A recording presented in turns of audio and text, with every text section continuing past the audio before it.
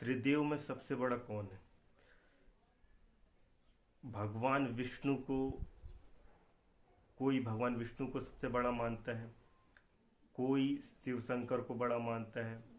अलग अलग देवी देवता, कोई दुर्गा को बड़ा मानता है, कोई गणेश। अलग अलग हिंदू धर्म में बहुत से संप्रदाय हैं, उनमें से सभी में हर अलग अलग देवताओं को अलग अलग इष्ट मानते हैं। कोई किसी को लगता है कि ये बड़े हैं, कोई कहता है ये बड़े हैं। हमारे जो हिंदू धर्म में 18 पुराण हैं और उन पुराणों में विरोधाभास प्रतीत होता है।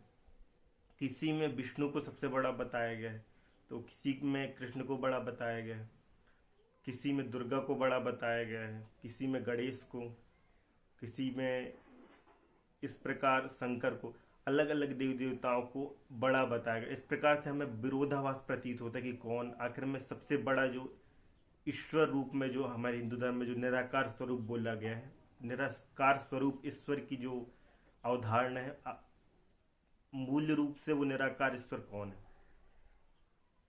तो मूल रूप से इसी कारण से जो पुराण है उनमें विरोधाभास प्रतीत होता है। इसलिए हमें अपने धर्म को वैदिक धर्म कहते हैं। जो वेदों में जो लिखा है वो ज्यादा प्रमाणित है मानते हैं, क्योंकि विरोधाभास के कारण इनमें समस्या प्रतीत होती है लोगों को। तो मूल रूप से जो है वो निराकार, हिंदू धर्म में भी निराकार स्वरूप की अवधारणा है। मूल रूप से वो ईश्वर निराकार, निराकार स्वरूप, शुद्ध अवस्था में निराकार है। उस निराकार स्वरूप, उस निराकार ब्रह्म जब वो अकेला था, जब कुछ न था, तो उस निराकार ईश्वर के अंदर भी दो होने की इच्छा जागृत हो कि और भी कुछ हो मेरे अलावा।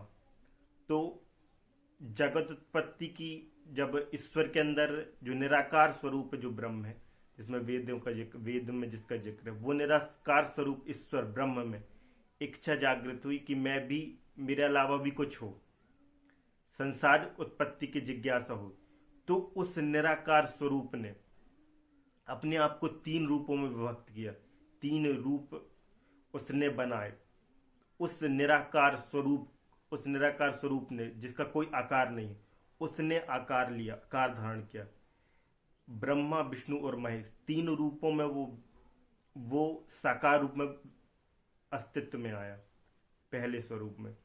तो इस्लाम यहाँ पे खत्म हो जाता है। इस्लाम का जो स्टेटमेंट है कि ईश्वर निराकार है, जो अल्लाह है वो निराकार है, उसके अलावा कोई और नहीं है और कोई और पूजने लायक भी नहीं है। इससे आगे हिंदू धर्म का कॉन्सेप्ट आ गया था कि वो निराकार तो है, पर उसमें इतनी शक्ति भी है कि वो साकार रूप भी धारण कर सकता है। वो शक्ति भी नहीं कि वो उस रूप धारण नहीं कर सकता, उतने उसमें ये समर्थ नहीं है। इस्लाम में यहाँ पे कॉन्सेप्ट उसका खत्म हो जाता है कि वो कोई रूप धारण नहीं कर सकता, वो निराकार है, उसको उसी रूप में पूजो, वो सिर्फ एक है। इसके आगे हिंदू धर्म आता है कि वो निराकार सत्ता भी रूप धारण कर सके।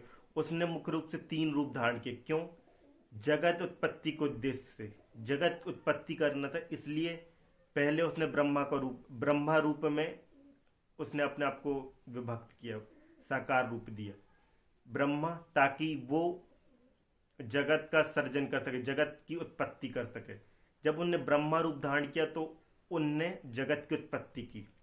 फिर जब जगत उत्पत्ति हो गई, अब वो संस्कार विहीन थी, उसमें एक लयबद्धता नहीं थी, एक सामंजस्य की स्थिति नहीं थी, मतलब कुछ भी सही तरीके से नहीं चल रहा था। जगत पैदा हो जाना वो बस काफी नहीं, तुम पैदा हो जाए इतना काफी नहीं है, उसके बाद तुम्हारा पालन होना भी जरूरी है। यदि तुम्हें जन्म दे दिया गया, उसमें तुम्हारी जिंदगी का पूर्ण रूप से तुम निर्वाह नहीं हो सकता। उसके साथ तुम्हें जन्म के साथ ही तुम्हारी कुछ आवश्यकताएं होती है कि तुम्हें भूख लगेगी, प्यास लगेगी, जरूरी आवश्यकताएं हैं।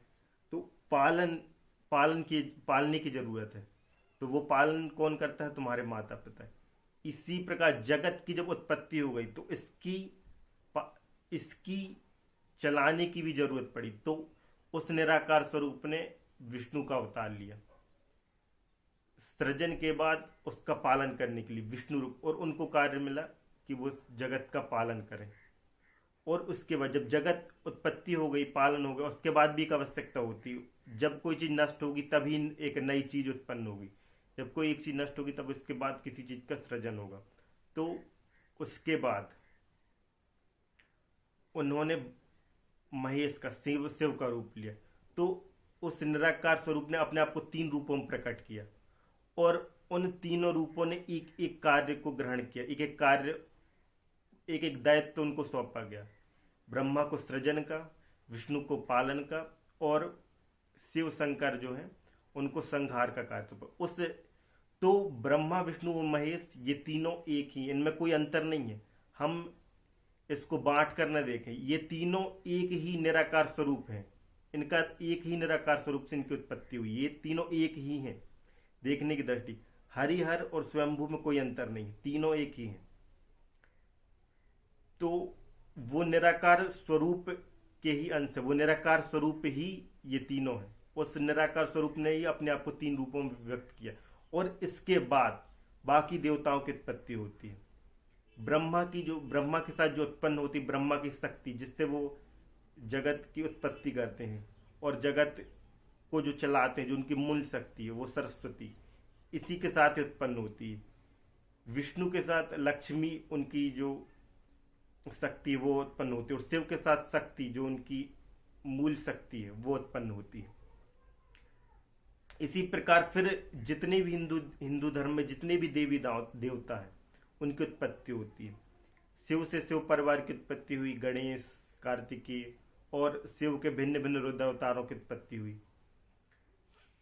इसके बाद ब्रह्मा से जो जितने देव ऋषि हुए और प्रजापति और पूरे ब्रह्मांड में जितने भी लोग हैं, जितने भी ऋषि हुए, जितने भी और छोटे देवी देवता, उनका जन्म हुआ।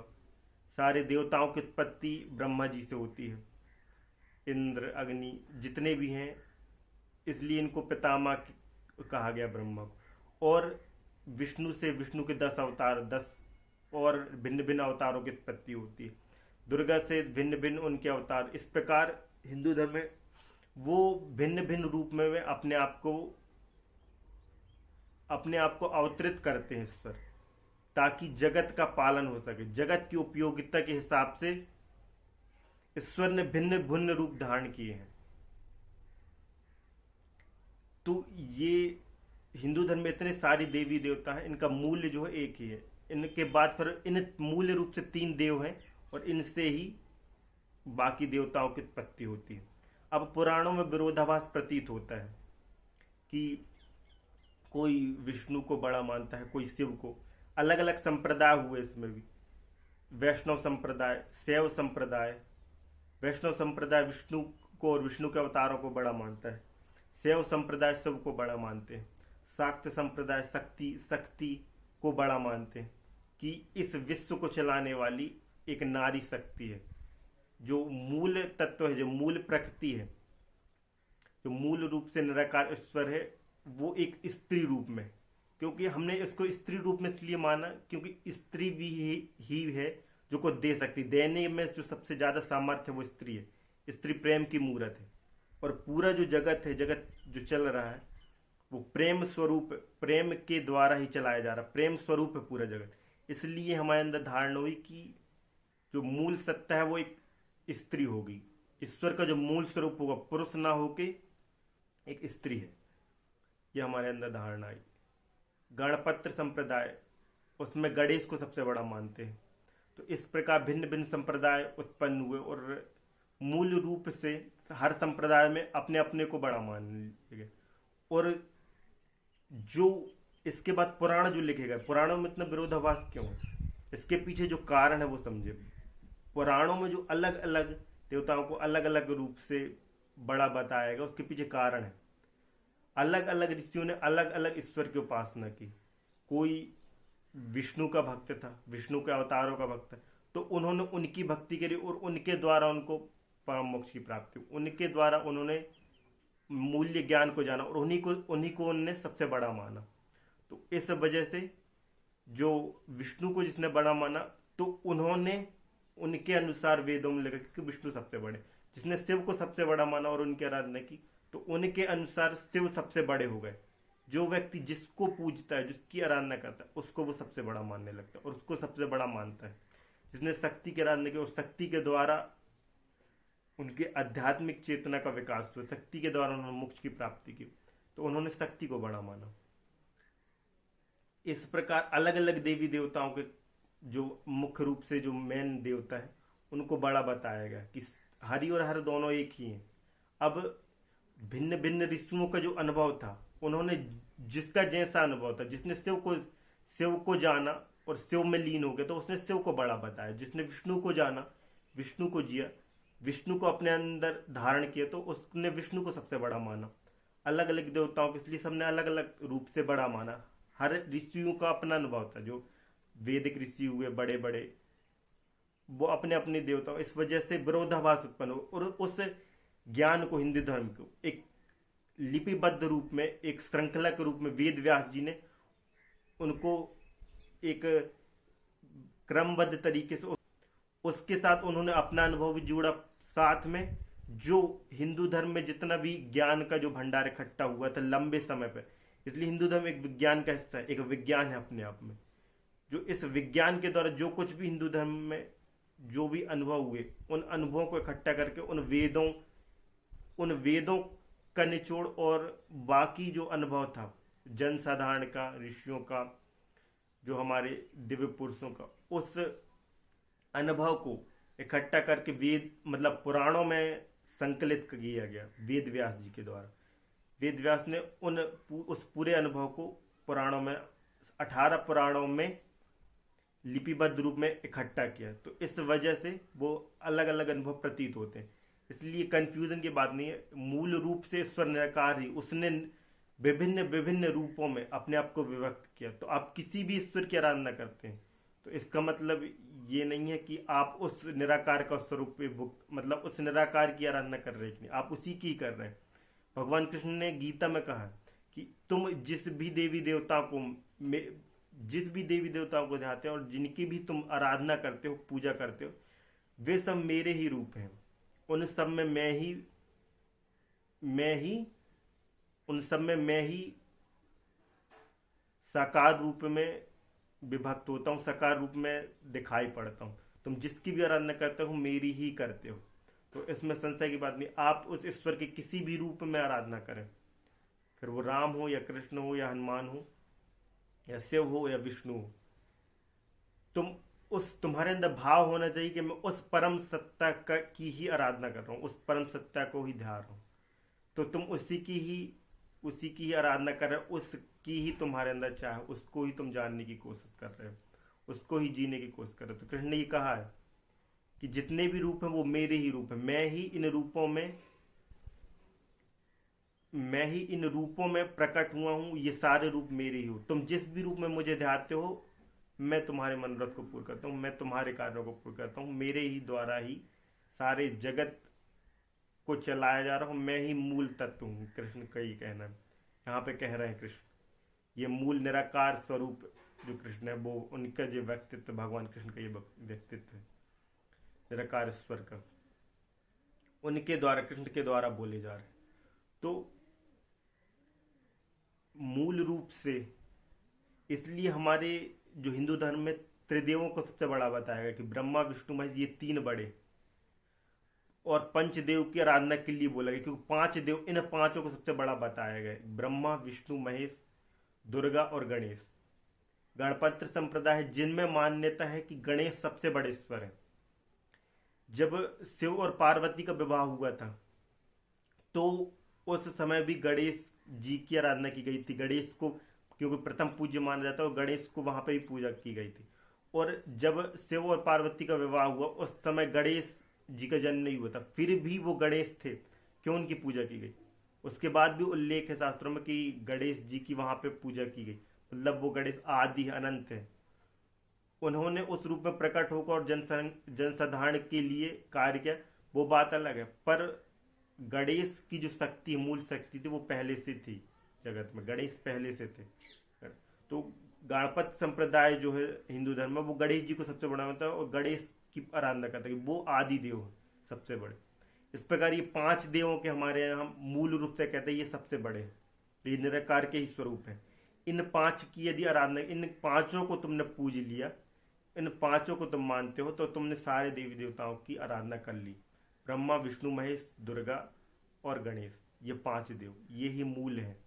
और इन्हें पांच मूल्य देवों से ही हिंदू धर्म के जितने भी 33 कोटि देवी देवताओं की उत्पत्ति होती, इन्हीं के द्वारा ही सारे देव देवताओं इनसे ही प्रकट हुए। तो मूल रूप से ये ही पांच है।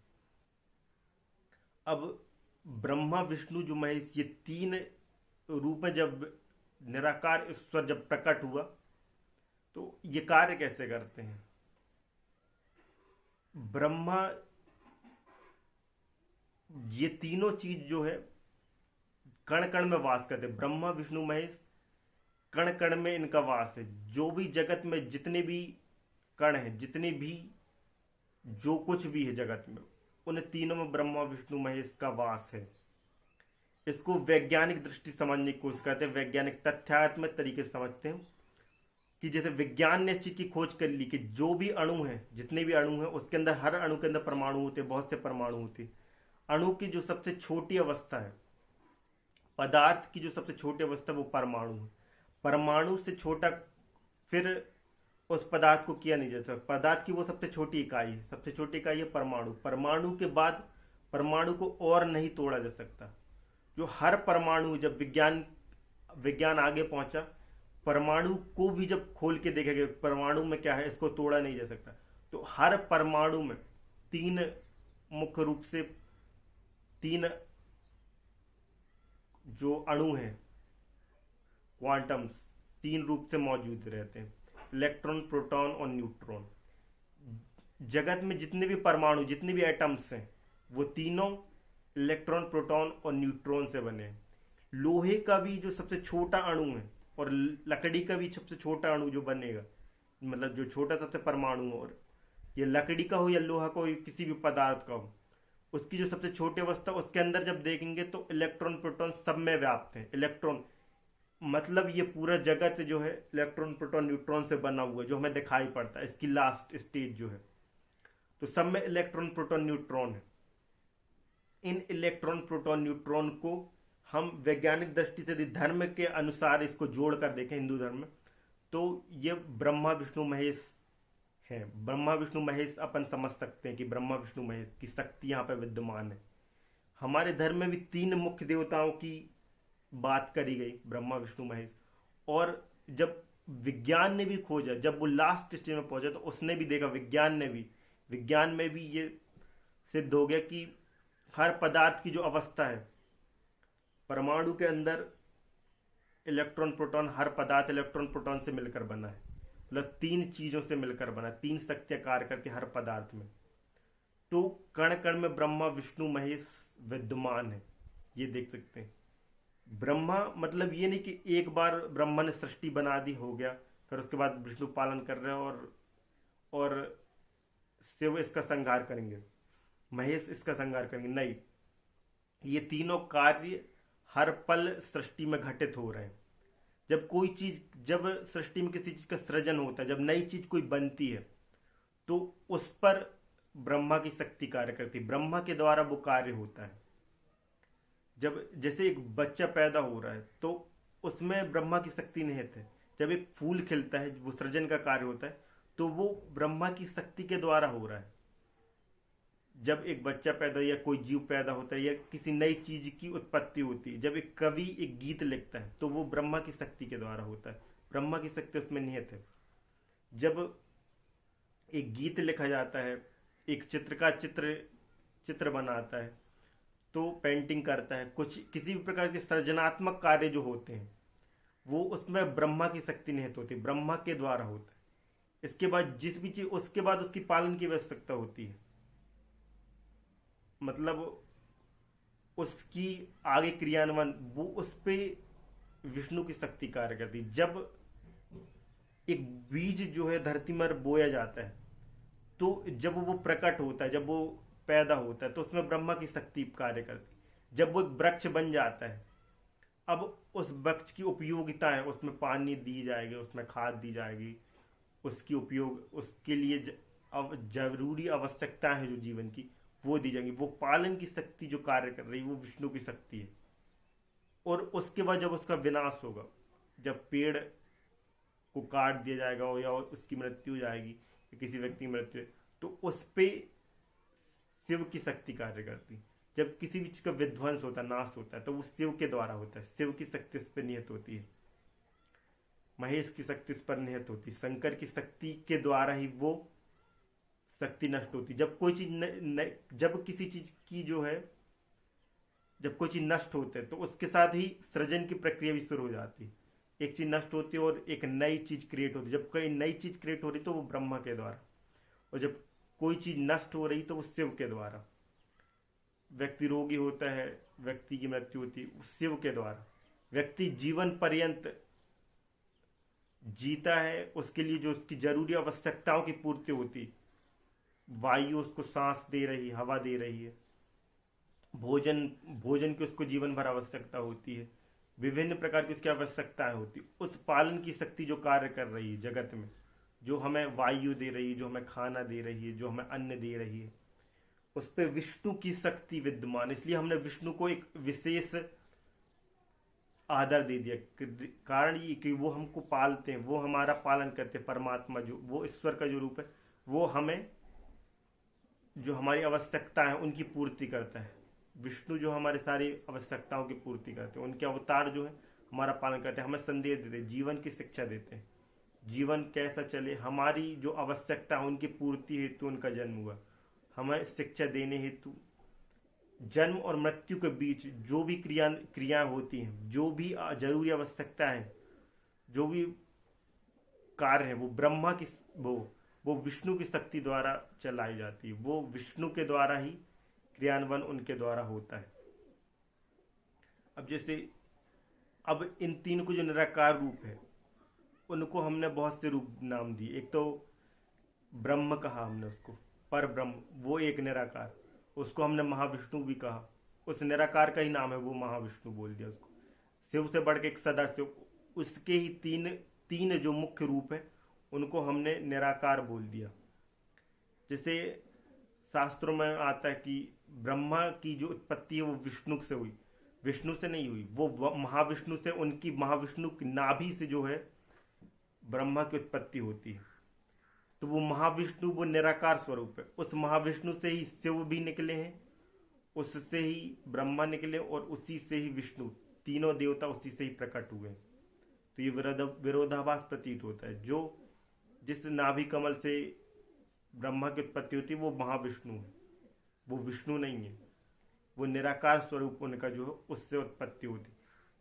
तो हमने शिव और ब्रह्मा को स्वयंभू क्यों कहा? स्वयंभू का अर्थ होता है जो स्वयं से जन्म हो, जिससे किसी ने प्रकट नहीं किया।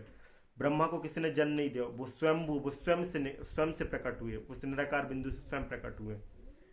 ब्रह्मा और शिव का एक नाम है स्वयंभू, जो जिसको किसी ने प्रकट नहीं किया, जिसको किसी ने पैदा नहीं किया, वो स्वयं से पैदा हुआ है। शिव भी स्वयं से पैदा हुए। तो ये विरोधाभास नहीं हो जाएगा कि ब्रह्मा जब नाभि कमल से उत्पन्न हुए तो वो तो फिर ऐसे में विष्णु से उत्पन्न हुए, विष्णु के द्वारा उनकी उत्पत्ति हुई, नहीं, वो स्वयं, विष्णु ने उनको पैदा नहीं, वो स्वयं से पैदा हुए। ब्रह्मा की स्वयं उत्पत्ति हुई है, ब्रह्मा को विष्णु ने पैदा नहीं किया। जो विष्णु को सबसे बड़ा माना उसने उसको उसका निराकार रूप जो सबसे उत्कृष्ट रूप जो उसने चुना, उसको नाम दे दिया महाविष्णु। शिव को चुनने वाले ने, शिव को मानने वाले, उसको निराकार स्वरूप में जब उसकी परम रूप में जब शिव को ध्यान की कोशिश की तो उसको सदाशिव नाम दे दिया। वो सदाशिव एक है। ब्रह्मा को जो मानने वाले थे उनने उसको जो सबसे ऊंचा नाम दे दिया पर ब्रह्म, निराकार स्वरूप। ब्रह्मा का निराकार स्वरूप पर ब्रह्म, विष्णु का निराकार स्वरूप महाविष्णु और शिव का निराकार स्वरूप सदाशिव। पर ब्रह्म, महाविष्णु, सदाशिव तीनों एक ही हैं। इनको तीन देवताओं को ध्यानने वाले, अलग अलग तीन रूपों में पूजने वालों ने इनको तीन रूपों में इनकी परम चेतना को विभक्त कर दिया। महाविष्णु, पर ब्रह्म और सदाशिव, ये तीनों एक ही निराकार स्वरूप के नाम है। ये तीनों एक ही निराकार स्वरूप है। इस प्रकार सभी वेद पुराणों में अलग अलग, मतलब पुराणों में अलग अलग तरीके के वक्तव्य दिखाई पड़ते हैं। ब्रह्म पुराण की देखेंगे तो ब्रह्म पुराण में विष्णु से ब्रह्मा की उत्पत्ति और ब्रह्मा के मस्तक से शंकर जी शिव की उत्पत्ति होती है। शिव पुराण में उल्लेख मिलता है कि एक लिंग स्वरूप शिव का रूप था, उस शिवलिंग से ब्रह्मा और विष्णु दोनों की उत्पत्ति होती है। इस प्रकार जो देवी पुराण है, देवी की शाक्त संप्रदाय, उसके मत के अनुसार वो शक्ति स्वरूप थे, ईश्वर निराकार शक्ति स्वरूप है दुर्गा। उनके द्वारा तीनों की उत्पत्ति होती। पहले ब्रह्मा की उत्पत्ति होती, फिर विष्णु की उत्पत्ति होती और फिर शिव की उत्पत्ति होती। तो ब्रह्मा को वो सृजन का कार्य देती हैं, उसके बाद विष्णु को उसका, और पालन का विष्णु को और संहार का शिव को। इस प्रकार तीनों देवताओं को तीनों कार्य, एक निराकार जो स्त्री स्वरूप शक्ति है, उन्होंने तीनों को उत्पन्न किया। ये वो देवी पुराण के अनुसार मिलता है। तो विष्णु पुराण में विष्णु को सबसे बड़ा बताएगा। भागवत पुराण में भगवान कृष्ण को इन तीनों से बढ़कर निराकार स्वरूप बताएगा और कृष्ण से ही सबसे बड़े स्वरूप बोला गया। तो ये इस वजह से पुराणों में विरोधाभास प्रतीत होता है कि सब में अलग अलग, जिसने जिसको धाया उसने उसको बड़ा माना। जैसी जिसकी रही भावना, जैसी प्रभु मूरत देखी तिनतैत। तो सबका अपना अनुभव था, सबने अपने अपने देवता को बड़ा माना। जो जिसकी आराधना की, जो जिसको इष्ट मानता था, जिसकी चित्त जिस देवता के प्रति आकर्षित हुई, जिसने जिस रूप में ईश्वर को देखा, तो उसने उसको बड़ा माना। तो अलग अलग 18 पुराण है, उनमें अलग अलग बातें लिखी गई। कई ऐसी बातें जो विरोधाभास प्रतीत होती हैं। तो मुख्य कारण ये है, किसी में ब्रह्मा को बड़ा बना दिया, किसी में विष्णु को, किसी में शिव को, किसी में दुर्गा को। और चारों एक ही हैं, एक ही स्वरूप है, इनमें अंतर नहीं है। कई गणेश को ये पांचों एक ही है, इनमें कोई विरोधाभास प्रतीत होता है। ये एक ही निराकार सत्ता से उत्पन्न हुए। तो इस प्रकार का